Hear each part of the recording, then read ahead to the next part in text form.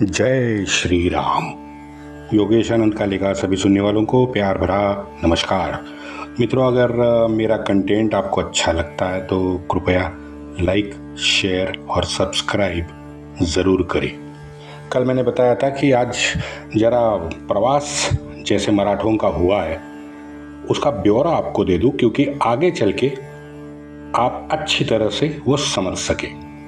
14 मार्च को सदाशिवराव भाऊ अपनी 50,000 की विशाल सेना लेकर पड़तूर से निकला। उस दिन गुरुवार यानी बृहस्पतिवार था। 4 अप्रैल को ये लोग बुरहानपुर पहुंचे। 10 अप्रैल को बुरहानपुर से नर्मदा तीर के हंडिया में पहुंचे। 28 अप्रैल को सिरोह भोपाल होते हुए तो ओरछा भी ये लोग मराठी सेना पहुंची। 14 मई को अरुण मालन होते हुए 22 मई को ये लोग ग्वालियर पहुंचे। 22 मई से 1 जून तक इन्होंने ग्वालियर में विश्रांति ली और 2 जून से 4 जून के दिन में ये लोग चंबल पहुंचे। 8 जून को चंबल होके गंभीर नदी के किनारे मराठी सेना हमारी पहुंची। उस वक्त बारिश का मौसम था तो नदी में बाढ़ आई हुई थी। उस बाढ़ के कारण मराठों के 15 दिन वहाँ पे खराब हुए। मराठों को तीर पे ही, तट पे ही छावनी लगानी पड़ी। 30 जून को गंभीर नदी का पानी उतर गया तो मराठे आगे बढ़े। 6 जून 1760 शिंदे होळकर एक साथ 4-5 महीने के बाद मिले थे। 16 जून को मराठी सेना मथुरा पहुंची। वहां से 30 जुलाई को ये लोग दिल्ली आ गए। मात्र 1 दिन का काम था दिल्ली को काबिज करना, तो मराठों ने वो कर लिया और 2 तारीख को दिल्ली के लाल किले पे अपना भगवा लहरा दिया। अगले 2 महीने में जो अगस्त और सितंबर, ये 2 महीने मराठे सेना के साथ दिल्ली में ही थे। दिल्ली में अलायंस की शक्यता पे विचार हो रहा था, बातचीत हो रही थी। कई वकील कई रियासतों में निकल गए थे वार्तालाप के लिए। ये भेटी वगैरह वार्तालाप का सिलसिला लगातार मराठों का चालू था। 10 अक्टूबर को जवान बख्त को मराठों ने वहां स्थापित कर दिया। 17 अक्टूबर को 2 दिन घने संघर्ष के बाद मराठों ने कुंजपुरा काबिज कर लिया। वहां 25 अक्टूबर को अब्दाली यमुना पार करके बागपत पहुंचा था। खबर आ गई थी। तो 1 नवंबर को मराठे पानीपत में अब्दाली से भिड़ गए। यहाँ मित्रों 1 नवंबर 1760 को पानीपत में अब्दाली का पराजय हुआ। अब्दाली की सेना वहाँ से भाग गई। 15 नवंबर से 15 दिसंबर यहाँ पे कोई चढ़ाई का कोई उल्लेख नहीं है। इतिहास नहीं जानता कि यहाँ ये 1 महीने में अब्दाली कहाँ था और मराठा क्या कर रहे थे, माधो सिंह, विजय सिंह क्या कर रहे थे। किसी को नहीं मालूम, मुझे तो नहीं मिला। कम से कम 9 पुस्तक मैंने पानीपत के पढ़े हैं। 15 नवंबर 1760 से 15 दिसंबर तक कोई लड़ाई नहीं हुई। क्यों नहीं हुई, ये आज भी प्रश्न खुद से मैं पूछता हूँ। वैसे 23 नवंबर को जनकोजी ने भी अब्दाली को बीच रास्ते पटकनी दी हुई है। 23 नवंबर 1760 को। 23 को हमारे ज्येष्ठ स्वामी निष्ठ, जिन्हें मैं बहुत मानता हूँ, कई बार आपने मेरे पॉडकास्ट पे इनका नाम सुना है, वो है गोविंद पंत बुंदेला। हमारे गोविंद पंत बुंदेला का 22 दिसंबर की रात को निधन हुआ। गोविंद पंत मृत्यु के समय लगभग, क्या कहें, गोविंद पंत का जब मृत्यु हुआ तो लगभग 1 महीना हमारी मराठी सेना पूरी उत्तर भारत में जितने भी हमारी मराठी सेना थी वो भूखमरी से परेशान हो गई थी। अचरज की बात है क्योंकि 1760 में निसर्ग देवता भारत पे खुश हुई थी। सारे गोदाम भांडार लबालब भरे हुए थे। रिकॉर्ड तोड़ फसल उस समय हुई थी, लेकिन हमारी मराठी सेना भूखमरी से परेशान थी। है ना अचरज की बात। और यहीं 15 दिसंबर से भूखमरी से अत्यंतिक परेशान मराठी सेना 14 जनवरी 1761 को फिर पानीपत में दुर्रानी से जाके भिड़ी। वो सुनते हैं तो रोंगटे खड़े हो जाते हैं कि किसी ने दो दाने मराठों को नहीं दिए। ना माधो सिंह ने दिए, ना विजय सिंह ने दिए, ना करौली के राणा ने दिए। जाट तो खैर दरवाजा बंद करके ही बैठे हुए थे, तो बाहर का उन्हें पता ही नहीं था। सिख भाई पंजाब से आगे तो 1 इंच भी नहीं जाना चाहते थे। तो बचा कौन था? अकेले गोविंद राव की भी मौत हुई थी।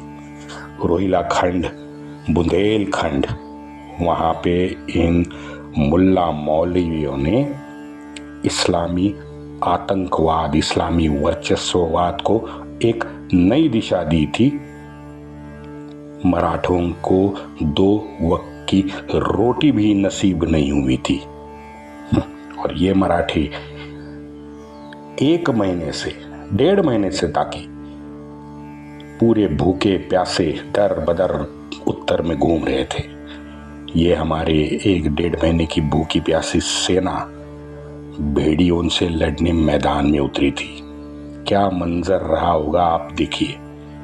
आगे 23 जून 1761 को नाना ने पुणे पे पर्वती हिल्स पे अपना ये नश्वर शरीर त्याग दिया। मात्र 23 जून में। 14 जनवरी को पानीपत होता है, 23 जून को नाना गुजर जाते हैं। यह है मित्रों पानीपत की टाइमलाइन। मैं थोड़ा सा पहले इसलिए मैंने बताया कि आपको अंदाज़ा हो, क्योंकि आपको ध्यान में रहे, क्योंकि आगे आने वाली सब घटनाएं, ये तारीख बड़ी इम्पोर्टेंट है, समझने में आसानी होती है, बाकी कुछ नहीं। 14 मार्च को पटदूर, वो तो हमने लास्ट एपिसोड में समझ लिया। पुणे से मित्रों एक महसूल खाते का अधिकारी था जनार्दन पंत एरंडे और कानिटकर, ये दोनों का नाम आपने सुना होगा, जो गोविंदराव बुंदेला के पीछे लगे हुए थे। अब उसमें का ये जनार्दन पंत एरंडे जो है, ये तब 1760 में सागर में ही था। पंत का 22 दिसंबर 1760 को निधन हुआ। उस समय ये अधिकारी सागर में था।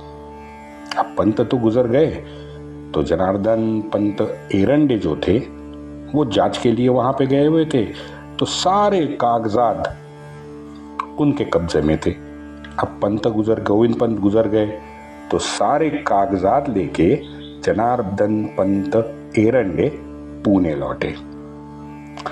आगे लगभग 35-36 साल बाद 1897 में हमारे इतिहासचार्य राजवाड़े गुरुजी, उनके हाथ ये जनार्दन पंत की कागजों की पूरी थैली उनके हाथ लगी। इतना बड़ा हस्तलिखितों का खजाना गुरुजी के हाथ लगा। गुरुजी ने समय न गवाए, तुरंत उस पूरे जो जितने भी कागजात थे, जिसमें सदाशिवराव भाऊ और गोविंदराव पंत के ही ज़्यादा पत्र व्यवहार है, उनको तुरंत छाप कर आगे सदियों तक जितने भी आने वाले इतिहास प्रेमी छात्र हैं, उन पे गुरुजी ने उपकार किया है। मैंने जैसे कहा, भाऊ के असंख्य पत्र उसमें हैं। उसी में का 2 अप्रैल को, यानी जब भाऊ बुरहानपुर सेना लेके पहुंचे थे, उससे 2 दिन पूर्व का एक पत्र है। पत्र में देखते हैं क्या कहते हैं। भाऊ कहते हैं 2 दिन में बुरहानपुर हम पहुंच जाएंगे। आप 25 लाख रुपए की तरतूद बना के रखें। आगे और 5-6 लाख की भी शायद जरूरी पड़ेगी। वहाँ का बंदोबस्त नए सिरे से तुम्हें करना पड़ेगा, क्योंकि आपको भी दारू गोला और अन्य साहित्य के साथ फौज में शामिल होना है। हम यहाँ से आगे 8 अप्रैल के आसपास नर्मदा पार करेंगे। आगे 18 अप्रैल के पत्र में सदाशिवराव भाऊ गोविंदराव पंत को फिर कुछ नसीहत देता है। शुजा और अली गोहर से बातचीत करने का निर्देश भी देता है। फिर एक 28 अप्रैल का पत्र है। पत्र में भाऊ कहता है, आपका समाचार मिला, चिंता का कोई कारण नहीं है, हम ताकत के साथ आगे बढ़ रहे हैं। इतनी मातब्बर फौज के साथ अगर सामने अब्दाली रहा तो मातब्बर झुंझ होइल, लड़ाई होगी, झुंझ होइल। यहाँ सिरोहा में गार्दी ने अपने तोपखाने की तैयारी पूरी कर ली है। सिरोहा में इब्राहिम खान गार्दी जो था, ये तोपखाने का, मराठी तोपखाने का प्रमुख था। उसने सिरोहा में जो भी कुछ उसका होगा तोपखाने का आधा काम वो उसने पूरा कर लिया। यहाँ के संस्थानिक यानी सिरोहा के जो संस्थानिक था उसको लेकर नरवर की तरफ हम बढ़ेंगे। माधो सिंह, विजय सिंह, कोटा वाले राणा जी, इन सबको पत्र देकर वकील मैंने भेज दिए हैं। मल्हारबा और जाठों को लेके अब्दाली को मात देना ही उचित होगा। हिंदू पदपातशाही को सशक्त हमें सब मिलके करना होगा। दतिया का पेच मैं जानता हूँ, आप थोड़े से उसमें फंसे हुए हो, लेकिन तुरंत योग्य बंदोबस्त करके आप जल्द से जल्द मुख्य सेना में शामिल होने का विचार करें। यहीं 28 अप्रैल को सदाशिवराव भाऊ लिखता है, अच्छा खासा युवा मर्द जो लड़ाई के काम आ सके, ऐसे 3000 मर्दों को भेजने का आप बंदोबस्त करें। सुना है बुंदेलखंडी बड़े तगड़े होते हैं। ध्यान रहे, शुजा और बंगश, ये दोनों के अनुकूल राजकारण अभी होना जरूरी है। आज भी सदाशिवराव भाऊ आस लगाए बैठा था। इतनी नुकसान सहने के बाद में, इतना धोखा खाने के बाद में वो शुजा को छोड़ना नहीं चाहता। कारण मैंने आपको बता दिए हैं, लेकिन वो शुजा को अभी भी नहीं छोड़ना चाहता था। कहता है, ध्यान रहे, शुजा और बंगश के अनुकूल, उनको जो अच्छा लगे ऐसा राजकारण हमें करना जरूरी है। वही 1 महीने के अब थोड़े से दिन के बाद 2 मई को सदाशिवराव भाऊ का पत्र है गोविंदराव को। आपका अभिनंदन। अब्दाली के लश्कर से लगातार खबर मिलने का आपने जो इंतजाम किया है वो लाजवाब है। क्या बात है। कुछ अब्दाली के ये रोहिला वगैरह कुछ होंगे मुल्ले, तो उनको गोविंदराव ने अपने पक्ष लिया होगा। लेकिन सदाशिवराव भाऊ आगे सवाल भी पूछता है कि भाई इन सब हरामियों को पैसे कितने देने हैं, खर्चे का, उनके खर्चे का क्या हिसाब है, उन गद्दारों के साथ कौन से प्रदेश की सेना है, इसमें रोहिले कितने हैं, घुड़सवार कितने हैं, सिपाही की तादाद, उनका पगार क्या है, सारे खुलासे के साथ वर्तमान भेजे। सटवाजी खराड़े और उनका पुत्र, इनका शोध अभी भी नहीं लग पाया है, उनका शोध लेना आवश्यक है। शिंदे होलकर मित्रों शायद अनावश्यक डर के कारण राजपुताना में स्वस्थ बैठे थे। बेचारे हमारे वयोवृद्ध गोविंद पंत अकेले उत्तर में मराठे शाही की भागदौड़ करते हमें दिखते हैं। और ये भी सच है कि बहुत सारे ऐसे कामों का बोझ भी उनके कंधों पे था जो उनके शक्ति के बाहर के काम थे। और जैसे मैंने कहा कि गोविंदराव पंत वयोवृद्ध भी थे, उनकी आयु भी 68 साल की थी, बिल्कुल मल्हार बा के समवयस्क गोविंदराव थे। 1760 के वर्षा ऋतु के आरंभ में होलकर अपने फेवरेट करौली के छावनी वहीं बैठे थे। वो तकरीबन 2.5-3 साल से वहीं बैठे थे। वो गुरीला युद्ध नीति को फॉलो कर रहे थे शायद, हाँ। वो पुरानी हो गई थी, कबाड़ा बन गया था उनका गंगा के तट पे थे, गंगा के उत्तर के मैदानों में गोरीला, मैंने उसका बताया है पूरी डिटेल आपको। यहाँ अब्दाली तो यमुना पार करके जब आगरा से आगे आया था ना, तो इनका ही मल्हार बा का पीछा कर रहा था, आपको याद होगा। वो तो गर्मी और अब्दाली सेना का जो पूर्व इतिहास था, जहाँ उसके सैन्य में महामारी फैली थी, जब नागाओं ने सबको काटा था, याद है ना, 2-3 साल पहले की बात। हाँ, तो बस यही 2 कारणों से अब्दाली ने मल्हार बा का पीछा करना छोड़ दिया था और अब्दाली जाके कोलजड़ेश्वर की छावनी में बैठ गया था। ये कोलजड़ेश्वर मित्रों, मैंने बताया, फिर से एक बार बताऊं, इटावा से नज़दीक एक उमरगढ़ गांव है। ये उमरगढ़ गांव के पास कोलजड़ेश्वर पड़ता है, यानी आज की डेट में हाथरस टंडला रेल लाइन है, उसके बीच में एक छोटा सा स्टेशन है। अब अब्दाली इतिहास में जितने भी उन्होंने 6 बार अब्दाली ने आक्रमण किए, इतिहास में वो कायम जैसी गर्मी पड़ती है वो काबुल लौटा है। अब यहाँ मल्हार बा ने कयास लगाया कि इस बार भी अब्दाली लौट जाएगा। हुआ उल्टा, अब्दाली तो भाई कोलजड़ेश्वर में छावनी लेके बैठ गया। 6 मई के पत्र में सदाशिवराव भाऊ कुछ सूचना देता है। सदाशिवराव भाऊ लिखते हैं, शुजा से प्रत्यक्ष भेंट करके हमारा पैगाम पहुंचा है। तैमूर की पातशाही का बंदोबस्त वजीर के जिम्मे है और वो काम करेंगे।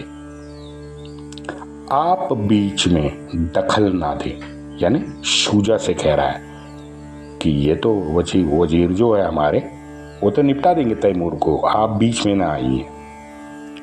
सर्व समाप्त होने के बाद दिल्ली पातशाही के विषय में जो निर्णय करना होगा वो हम और तुम यानी शुजा, हम और तुम दोनों ने ही करना है। सदाशिवराव भाऊ आश्वस्त करता है शुजा को।